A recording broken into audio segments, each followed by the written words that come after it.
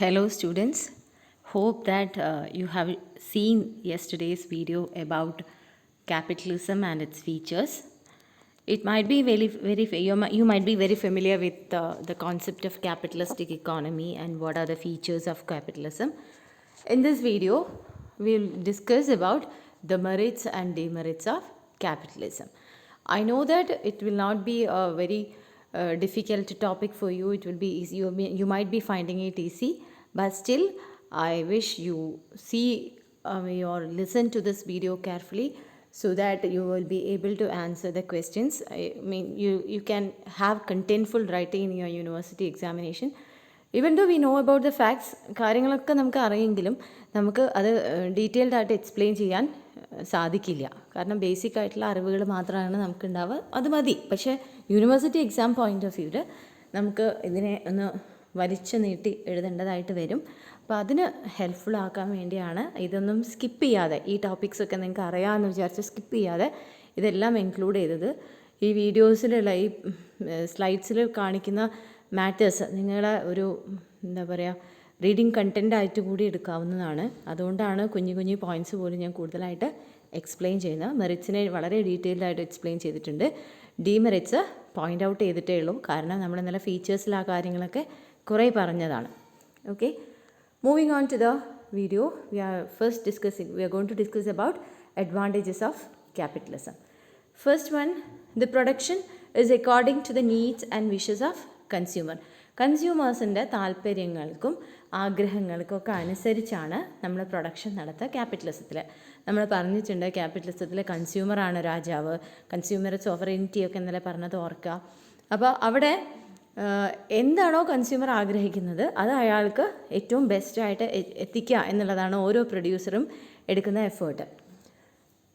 In a free market economy, consumer needs and wishes are the uppermost in the minds of the producers. They try to produce goods according to the taste and liking of consumers. This leads to maximum satisfaction of consumers. Okay, അപ്പോൾ പ്രൊഡക്ഷനും needs according to the needs and wish of consumers ആണ്. അപ്പോൾ അവിടെ ഓരോ പ്രൊഡ്യൂസറുടെയും ഉദ്ദേശം എന്ന് പറയുന്നത് കൺസ്യൂമറുടെ ടേസ്റ്റും പ്രിഫറൻസും മനസ്സിലാക്കി അവർക്ക് ആവശ്യമുള്ള പ്രോഡക്റ്റിനെ പ്രൊവൈഡ് ചെയ്യുക എന്നുള്ളതാണ്. Okay, next is higher rate of capital formation and more economic growth. ഈ ക്യാപിറ്റലിസ്റ്റിക് ഇക്കോണമിയിൽ നമുക്ക് സ്വത്ത് സമ്പാദിച്ച് കൂട്ടുന്നതിന് ലിമിറ്റേഷൻസ് ഇല്ല. അതേപോലെ നമുക്ക് എങ്ങനെയാണോ നമ്മുടെ കാശ് വിനിയോഗിക്കേണ്ടത് നമുക്കിഷ്ടമുള്ള രീതിയിൽ അത് വിനിയോഗിക്കാം. അങ്ങനെ ആയതുകൊണ്ട് തന്നെ പിന്നെ എനിക്ക് വല്ല സമ്പാദ്യം ഉണ്ടെങ്കിൽ എൻ്റെ മരണശേഷം അത് എൻ്റെ മക്കൾക്ക് ഫാമിലിയിലേക്ക് അത് പോവും.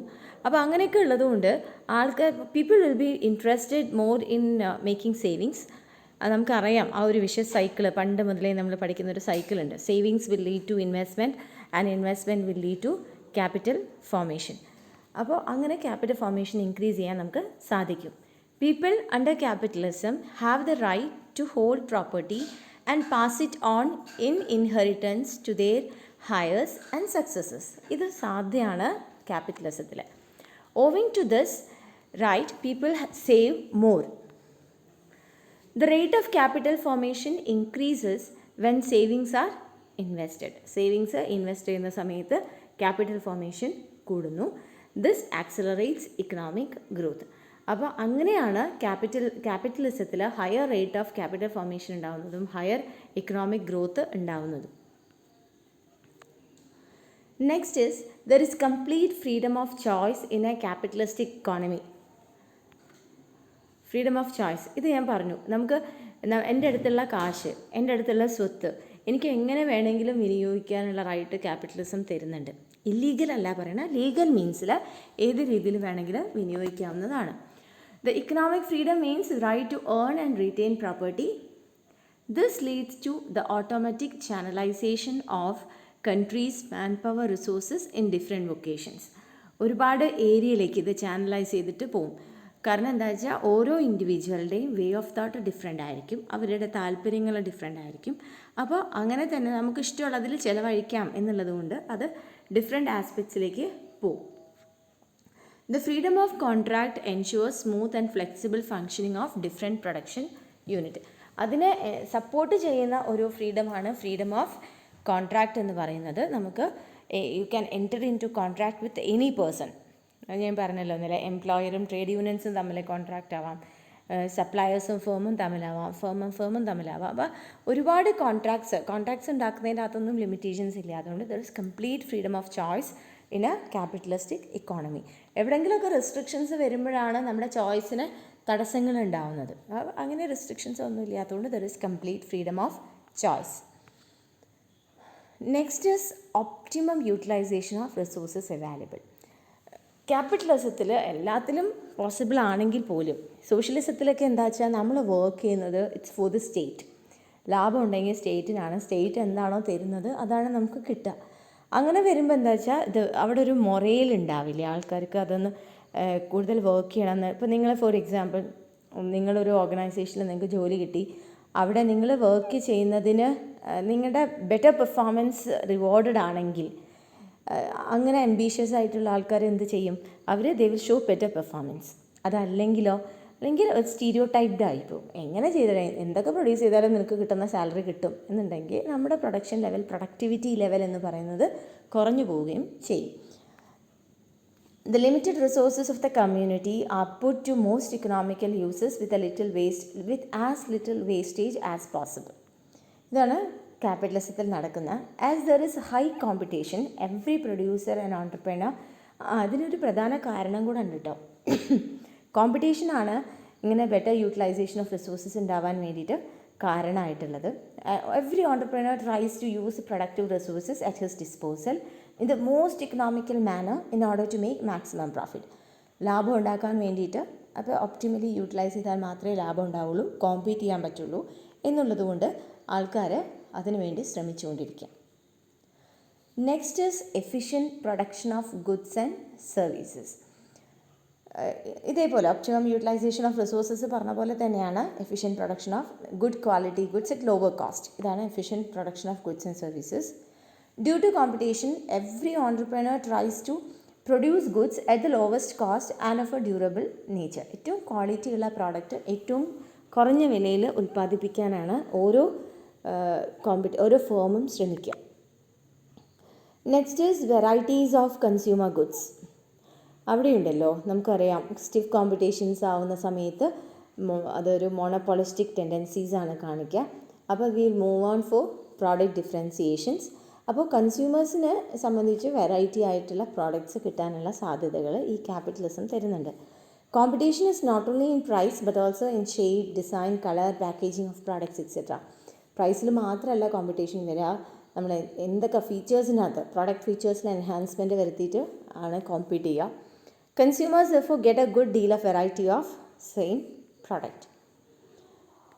ദെൻ പിന്നെ ഒരു അഡ്വാൻറ്റേജ് എന്ന് പറയുന്നത് no need of inducement or punishment for good and bad production. അതായത് ആരും ഇൻഡ്യൂസ് ചെയ്യേണ്ട, നന്നായിട്ട് ചെയ്യൂ എന്ന് പറഞ്ഞ് ഇൻഡ്യൂസ് ചെയ്യേണ്ട ആവശ്യമില്ല. തെറ്റാണ് ചെയ്തത് പറഞ്ഞിട്ട് പണിഷ് ചെയ്യേണ്ട ആവശ്യം ക്യാപിറ്റലിസത്തിലില്ല. A capitalist economy provides encouragement to efficient producers. Efficient ആണെങ്കിൽ അവിടെ ഇൻഡ്യൂസ്മെൻ്റ് ആവശ്യമൊന്നുമില്ല. എഫിഷ്യൻ്റ് ആണെങ്കിൽ നിങ്ങൾക്ക് മാർക്കറ്റിൽ നിലനിൽക്കാം. നിങ്ങൾ ഇന്നെഫിഷ്യൻ്റ് ആണെങ്കിൽ നിങ്ങളൊരാൾ വന്നിട്ട് punish why you are so inefficient, why you are wasting resources പറഞ്ഞിട്ടൊന്നും ആരും പണിഷ് ചെയ്യേണ്ടെന്ന് ആവശ്യമില്ല. You will be thrown out of the market. കാരണം സ്റ്റിഫ് കോമ്പറ്റീഷൻ ഫേസ് ചെയ്യണമെങ്കിൽ you need to be efficient.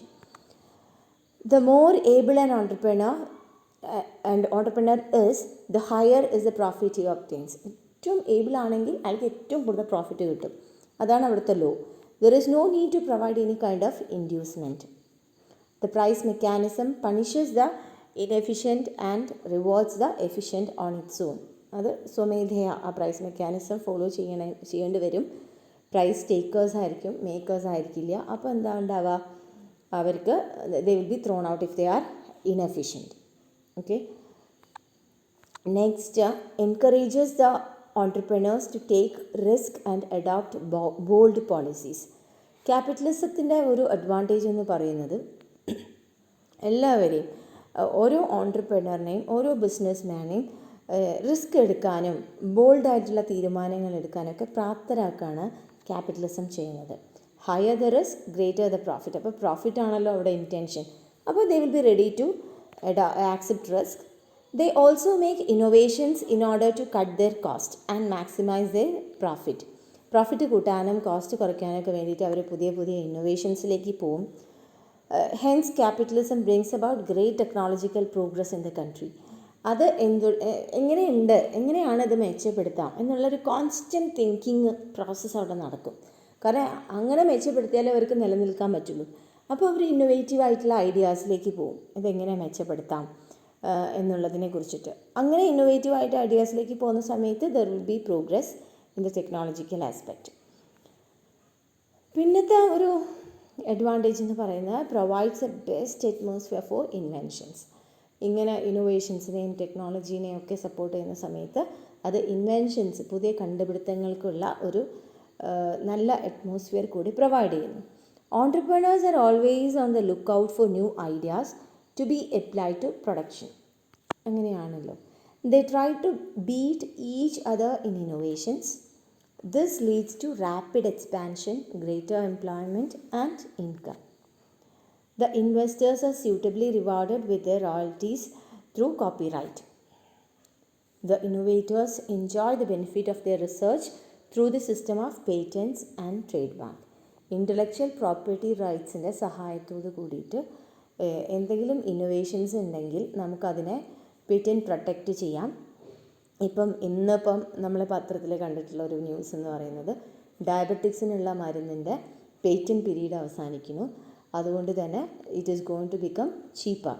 അപ്പോൾ ഇത്രയും വർഷം പേറ്റൻറ്റിൻ്റെ ഒരു കാലാവധി എന്ന് പറയുന്നത് ജനറലി അത് 20 years ആണ്. അപ്പോൾ നമുക്ക് അതൊരു പ്രൊട്ടക്ഷനാണ്. ഇപ്പോൾ ഒരു ഇന്നോവേറ്ററെ സംബന്ധിച്ച് അയാളൊരു പുതിയ ഐഡിയാസ് കണ്ടെത്തി കഴിഞ്ഞാൽ, അപ്പോൾ എത്ര റിസോഴ്സസ് സ്പെൻഡ് ചെയ്തിട്ടായാലും ആ പുതിയ ഐഡിയാസ് അവർ കണ്ടെത്തിയാൽ അവർക്കത് മോണിറ്റൈസ് ചെയ്യാൻ പറ്റും with the help of IPR, intellectual property റൈറ്റ്സിൻ്റെ സഹായത്തോട് കൂടിയിട്ട് പേറ്റൻസ്, ട്രേഡ് മാർക്കൊക്കെ പറഞ്ഞ് രജിസ്റ്റർ ചെയ്തിട്ട് അവർക്കത് പ്രൊട്ടക്റ്റ് ചെയ്യാൻ സാധിക്കും. Then it provides a good deal of flexibility provide ചെയ്യുന്നുണ്ട് capitalism. This type of economy can automatically change with circumstances. സാഹചര്യങ്ങൾക്കനുസരിച്ച് ഇത് ചേഞ്ച് ചെയ്യും. During war time market regulations are adopted to provide for war machines. അതായത് വലിയ regulations ഒന്നും ഞാൻ പറഞ്ഞു capitalistic ഇക്കോണമിയിൽ ഗവൺമെൻറ്റിൻ്റെ പൊളിറ്റിക്കൽ ഇഷ്യൂസിലാണ് ഗവൺമെൻറ് കൂടുതലായിട്ട് ഇൻ്റർഫിയർ ചെയ്യുക റാദർ ദാൻ ഇക്കണോമിക് ആക്ടിവിറ്റീസ്. പക്ഷേ എന്തെങ്കിലും സിറ്റുവേഷൻസ് ഒക്കെ വരുന്ന സമയത്ത് അവിടെ മാർക്കറ്റിൽ ഇടപെടലുകൾ നടത്തും. അപ്പോൾ അതിനൊക്കെ ഒരു ഫ്ലെക്സിബിലിറ്റി അതിനുണ്ട്. ഭയങ്കര റിജിഡായിട്ടുള്ള ഒരു ഫ്രെയിം വർക്ക് അല്ല. As soon as there is space economy reverts to free functioning of market. ഇത്രയൊക്കെയാണ് നമ്മൾ ഇത്രയും പറഞ്ഞ 10 പോയിൻറ്റ്സാണ് നമ്മൾ അഡ്വാൻറ്റേജസ് ഓഫ് ക്യാപിറ്റലിസത്തെ പറഞ്ഞത്. വലിയ ബുദ്ധിമുട്ട് മനസ്സിലാക്കാനുള്ളതൊന്നും ഇല്ല എന്ന് വിചാരിക്കുന്നു. ഇഫ് യു ഹാവ് ഡൗട്ട്സ് നിങ്ങൾ ചോദിക്കേണ്ടതാണ്. പിന്നെ വാട്സാപ്പ് ഗ്രൂപ്പിലൂടെയോ അല്ലെങ്കിൽ ക്ലാസ് റൂമിലേക്കൂടെയോ നിങ്ങൾക്ക് ചോദിക്കാവുന്നതാണ്. Now we are going to briefly discuss about what are the demerits of capitalism. ക്യാപിറ്റലിസത്തിൽ ഉള്ള ഡീമെറിറ്റ് എന്ന് പറയുന്നത് one is inequality in the distribution of wealth and income. നമുക്കറിയാം ക്യാപിറ്റലിസത്തിൽ എപ്പോഴും ഹാവ്സ് ഹാവ് നോട്ട് പറഞ്ഞിട്ട് 2 ക്ലാസ്സസ് ഓഫ് പീപ്പിൾ ഉണ്ട്. Rich poor എന്ന് പറയുന്ന കാറ്റഗറീസ്. അവിടെ എപ്പോഴും എല്ലാം ഇങ്ങനെ ഫ്രീ ആവുമ്പം there is no one to support the poor. ലാഭം ഉണ്ടാക്കാൻ പറ്റുന്ന ആൾ, എനിക്ക് ആസ്തിയുണ്ട്, എനിക്ക് ലാഭം ഉണ്ടാക്കാം, അത് ലാഭത്തിലേക്ക് തന്നെ പോകുന്നു. പാവപ്പെട്ടവനെ he's not able to compete. സാധാരണക്കാരന് നമ്മളിവിടെ എന്തുകൊണ്ടാണ് ഹാൻഡ്ലൂം സെക്ടറിനൊക്കെ നമ്മൾ സബ്സിഡീസ് കൊടുക്കുന്നത്? ഈ പരമ്പരാഗത വ്യവസായങ്ങൾക്കൊക്കെ നമ്മൾ സബ്സിഡീസൊക്കെ കൊടുക്കുക, ഗവൺമെൻറ് സബ്സിഡീസൊക്കെ കൊടുക്കുന്നുണ്ട്. ഈ സബ്സിഡീസൊന്നും ഇല്ലെങ്കിൽ കൈത്തറി കൊയർ ഉൽപ്പന്നങ്ങൾക്കൊക്കെ നമ്മൾ കൊടുക്കുന്നുണ്ട്. ഇതൊന്നും ഇല്ലെങ്കിൽ ആ ഇൻഡസ്ട്രീസിന് ഈ ഗ്ലോബലൈസ്ഡ് സിനാരിയോയിൽ അവർക്ക് നിലനിൽക്കാൻ സാധിക്കില്ല. അപ്പോൾ അങ്ങനെ ഒരു പ്രൊട്ടക്ഷൻ എന്ന് പറയുന്നത് ഒരു ക്യാപിറ്റലിസ്റ്റ് ഇക്കോണമിയിൽ നമ്മൾ പ്രതീക്ഷിക്കേണ്ട. അപ്പോൾ അതുകൊണ്ട് തന്നെ പാവപ്പെട്ടവൻ പാവപ്പെട്ടവനായിട്ട് തുടരുകയും പണക്കാരൻ പണക്കാരനായിരിക്കുകയും ചെയ്യുന്നൊരവസ്ഥ വരും. The gap between rich and poor, അതാണല്ലോ നമ്മൾ ഇനീക്വാലിറ്റി എന്ന് പറയുന്നത്. Inequality, there will be huge inequality in the distribution of income and wealth. രണ്ടാമത്തെ ഡിമെറിറ്റ് എന്ന് പറഞ്ഞാൽ class struggle is inevitable in capitalism. കാരണം ഞാൻ പറഞ്ഞല്ലോ ഹാവ്സും ഹാവ് നോട്ട്, ഉള്ളവരും ഇല്ലാത്തവരും ഉണ്ടാവും. അങ്ങനെ രണ്ട് വിഭാഗക്കാരുണ്ടാവുമ്പോൾ എപ്പോഴും എന്ത് വരും, രണ്ട് വിഭാഗക്കാർ തമ്മിൽ പ്രശ്നങ്ങളും ഉണ്ടാവും. അപ്പോൾ എക്സ്പ്ലോയിറ്റഡ് ആവുന്ന വിഭാഗമൊന്നും എക്സ്പ്ലോയിറ്റ് ചെയ്യുന്ന വിഭാഗമൊന്നും ഉണ്ടാകുന്ന സമയത്ത് there is possibility of class struggle. അത് ഷുവറാണ്, അങ്ങനെ ഒരു ഡിഫറൻസ് ഉണ്ടാകുന്ന സമയത്ത്. Then social cost are very high. അതായത് എല്ലാവർക്കും അവരുടെ ഇഷ്ടത്തിലുള്ളത് ചെയ്യാനുള്ള സ്വാതന്ത്ര്യം ഉണ്ടാകുമ്പോൾ ദേ will B least bothered about environment, they will B least bothered about pollution. അങ്ങനെ അപ്പോൾ ഒരു ബിസിനസ് ഉണ്ടാവുമ്പോൾ ഉള്ള സമൂഹത്തിന് വരുന്ന കോസ്റ്റ്, അതിനെയാണ് സോഷ്യൽ കോസ്റ്റ് എന്ന് പറയുന്നത്. എന്തൊക്കെ എക്സ്പ്ലോയിറ്റേഷൻ ഓഫ് നാച്ചുറൽ റിസോഴ്സസിൻ്റെ രൂപത്തിലാവാം, പൊല്യൂഷൻ്റെ രൂപത്തിലാവാം, ഹ്യൂമൻ ബീങ്സിൻ്റെ എക്സ്പ്ലോയിറ്റേഷൻ്റെ രൂപത്തിലാവാം, അങ്ങനെ ഹസാർഡിയസ് ആയിട്ടുള്ള കാര്യങ്ങളെ ഡീൽ ചെയ്യുന്നതിൻ്റെ രൂപത്തിലാവാം. അങ്ങനെ സമൂഹം കുറച്ച് വിഷമങ്ങൾ അനുഭവിക്കുന്നുണ്ട്. അതിനെ നമ്മൾ സോഷ്യൽ കോസ്റ്റ് എന്ന് പറയുന്നത്. അപ്പോൾ ഇവിടെ എല്ലാം ഫ്രീ ആണ്, ഒരു ലൈസൻസിൻ്റെ ആവശ്യമില്ല, ആർക്കും യഥേഷ്ടം എന്തും ചെയ്യാം എന്നൊക്കെ ആവുന്ന സമയത്ത് സോഷ്യൽ കോസ്റ്റ് കൂടുതലാണ്. Then unnecessary multiplicity and too much of competition. ഒരുപാട്, അതായത് കോമ്പറ്റീഷൻ നല്ലതാണ് if it is A healthy competition. അതല്ലാതെ അൺഹെൽത്തി ലെവലിലേക്ക് അത് മാറിക്കഴിയുന്ന സമയത്ത് കുഞ്ഞു ഡിഫറൻസിയേഷൻ നമ്മൾ പ്രോഡക്റ്റിനെ അത് 5 തരത്തിലുള്ള സോപ്പ് പറഞ്ഞാൽ കുഞ്ഞു ഡിഫറൻസസ് ആണ്. ചിലപ്പോൾ പാക്കേജിലെ ഡിഫറൻസസ്. അപ്പോൾ ഒരു മൾട്ടിപ്ലിസിറ്റി ഉണ്ടാക്കുകയാണ് നമ്മൾ കൂടുതലായിട്ട്, എണ്ണം കൂട്ടുകയാണ്. പിന്നെ അങ്ങനെ ഒരു അൺവാണ്ടഡ് കോമ്പറ്റീഷൻ ഉണ്ടാക്കുകയാണ്. അത് പ്രൊമോഷൻ പരസ്യങ്ങളിലൂടെ ആണെങ്കിലും പ്രോഡക്റ്റിൽ വരുന്ന ചേഞ്ചസിലൂടെ ആണെങ്കിലും ഭയങ്കര ഇറലവൻ്റ് ആയിട്ടുള്ള ചേഞ്ചസ് ഒക്കെ കൊണ്ടുവന്നിട്ട് വെറുതെ ഒരു കോമ്പറ്റീഷൻ, ഒരു എന്താ പറയുക, ഒരു അൺഹെൽത്തി കോമ്പറ്റീഷൻ പ്രൊമോട്ട് ചെയ്യും ക്യാപിറ്റലിസം. കാരണം അങ്ങനെ കോമ്പീറ്റ് ചെയ്താലേ നിലനിൽക്കാൻ പറ്റുള്ളൂ എന്നുണ്ടാവുമ്പം they will not see whether it is healthy or unhealthy competition. ഒരു നിലനിൽപ്പിൻ്റെ പ്രശ്നമായിട്ട് അതൊക്കെ മാറും. Then instability of capital economy. Stable ആയിരിക്കില്ല എന്ന് പറയുമ്പോൾ ഡിമെറിറ്റ് സൈക്കിൾ നമ്മൾ പറയും അത് സ്റ്റേബിൾ ആയിരിക്കില്ല. കാരണം എന്താ വെച്ചാൽ സ്റ്റെബിലിറ്റി മാറ്റേഴ്സ്, നിലനിൽക്കില്ലല്ലോ എന്ന് വെച്ചാൽ അത്രയും എഫിഷ്യൻ്റ് ആണെങ്കിൽ മാത്രമേ ക്യാപിറ്റലിസത്തിൽ നമുക്ക് നിൽക്കാൻ പറ്റുള്ളൂ. അപ്പോൾ ആ ക്യാപിറ്റലിസ്റ്റ് ഇക്കോണമി എന്ന് പറയുന്നത് എപ്പോൾ വേണമെങ്കിലും തകിടം മറിയാം. അതാണ് നമ്മൾ പല രാജ്യങ്ങളിലും നമ്മൾ കാണുന്നത്. നമ്മൾ വിചാരിക്കുന്ന അത്ര എഫിഷ്യൻസി ലെവലൊന്നും അവിടെ ഇല്ല എന്നുള്ളത് ഓരോ ഇഷ്യൂസ് വരുമ്പോഴാണ് നമുക്ക് മനസ്സിലാവുന്നത്. Then unemployment and under employment, അതിനുള്ള സാധ്യതകളുണ്ട്. ഞാൻ പറഞ്ഞല്ലോ, എക്സ്പ്ലോയിറ്റേഷൻസ് ഒക്കെ വരുന്ന സമയത്ത് അണ്ടർ എംപ്ലോയ്മെൻറ്റ് ഉണ്ടാവാം. നല്ല അണ്ടർ എംപ്ലോയ്മെൻറ്റ് പറയുന്നത് നമ്മുടെ ക്വാളിഫിക്കേഷന് അനുസരിച്ചല്ലാതെ അതിലും കുറഞ്ഞ ജോലികൾ കിട്ടുക. അങ്ങനെ അൺഎംപ്ലോയ്മെൻറ്റ് പറഞ്ഞാൽ ജോലി കിട്ടാത്ത സാഹചര്യം, ഇതൊക്കെ കൂടുതലാവാനുള്ളൊരു സാധ്യത എമംഗ് ദ പുവർ സാധ്യത ഉണ്ട് ക്യാപിറ്റലിസത്തിൽ. Then unbalanced growth. അപ്പോൾ നമ്മളെപ്പോഴും റീജിയണൽ ഡെവലപ്മെൻറ്റ്, നമ്മുടെ 5 ഇയർ പ്ലാൻസൊക്കെ ഇൻറ്റൻറ്റ് ചെയ്തിരുന്നത് റീജിയണൽ ഇംബാലൻസസ് ഇല്ലാതാക്കാനും ഒക്കെയാണ്. എന്തിനാ അങ്ങനെ ശ്രമിച്ചതെന്ന് വെച്ചാൽ ഗ്രോത്ത് എന്ന് പറയുന്നത് ബാലൻസ്ഡ് ആവണം. ഒരു ഏരിയ നന്നായിട്ട് ഗ്രോ ചെയ്യുന്നു, വേറെ സ്ഥലത്തൊന്നും ഇല്ല എന്നുള്ളൊരവസ്ഥ വരാൻ പാടില്ല. പക്ഷേ ക്യാപിറ്റലിസത്തിൽ ഇങ്ങനെയുള്ള കാര്യങ്ങൾക്കൊന്നും ഇടപെടലുകളില്ല എന്ന് പറയുമ്പോൾ cities will be progressing, rural areas എന്ന് പറയുന്നത് അത് അത്രയും മോശമായിട്ട് കിടക്കുകയും ചെയ്യും. അപ്പോൾ ഒരു അൺബാലൻസ്ഡ് ഗ്രോത്താണ് ക്യാപിറ്റലിസ്റ്റിക് ഇക്കോണമിയിൽ കാണാം. Then no bargaining capacity for ലേബറേഴ്സിനൊന്നും ബാർഗൈനിങ് പവർ ഇല്ല. അതുകൊണ്ട് തന്നെ ദേ വിൽ ബി എക്സ്പ്ലോയിറ്റഡ്. അവരുടെ ആവശ്യങ്ങളൊന്നും അവർക്ക് നേടിയെടുക്കാൻ ഭയങ്കര ബുദ്ധിമുട്ടായിരിക്കും ക്യാപിറ്റലിസ്റ്റ് ഇക്കോണമിയിൽ. Then growth of monopolies. ഞാൻ പറഞ്ഞല്ലോ, ഓരോരുത്തർക്കും അവരുടേതായ സ്വത്തുകൾ അക്യുമുലേറ്റ് ചെയ്യാം. ഇപ്പോൾ കമ്പനീസ് ആണെങ്കിൽ അവർക്ക് എത്ര വേണമെങ്കിലും എക്സ്പാൻഡ് ചെയ്യാം എന്ന് പറയുമ്പം അവിടെ മോണോപോളീസ് ആർ ബീങ് ഡെവലപ്ഡ്. അപ്പോൾ ഇത്രയാണ് demerits of capitalism. So in this video we have covered the various advantages of capitalism in detail and also the demerits of capitalism. ഇങ്ങനെ തന്നെ ക്വസ്റ്റ്യൻസ് വരാറുണ്ട്. നമുക്ക് സിലബസിൽ പറയുന്നത് ഇക്കണോമിക് സിസ്റ്റം ആൻഡ് കോപ്പറേഷൻ എന്ന് പറയുന്ന ഒരു ആസ്പെക്റ്റാണ്. അപ്പോൾ ചിലപ്പോൾ difference between capitalism and cooperation, socialism and cooperation അങ്ങനെയാണ് വരേണ്ടത്. പക്ഷേ ക്വസ്റ്റ്യൻ പേപ്പേഴ്സ് അനലൈസ് ചെയ്ത് കഴിഞ്ഞാൽ നിങ്ങൾക്ക് കാണാം എന്തൊക്കെയാണ് what are the demerits of capitalistic economy അല്ലെങ്കിൽ what are the merits of capitalistic economy എന്ന് പറഞ്ഞിട്ടൊക്കെ ചോദ്യങ്ങൾ വരാറുണ്ട്. സോ നെഗ്ലക്റ്റ് ചെയ്ത് കളയണ്ട, ഇറ്റ്സ് സിമ്പിൾ. അപ്പോൾ ഒന്ന് കേട്ടാൽ തന്നെ നിങ്ങൾക്ക് എന്ത് ചെയ്യാൻ പറ്റും, നിങ്ങൾക്ക് നന്നായിട്ട് എക്സ്പ്ലെയിൻ ചെയ്യാൻ സാധിക്കും. Thank you.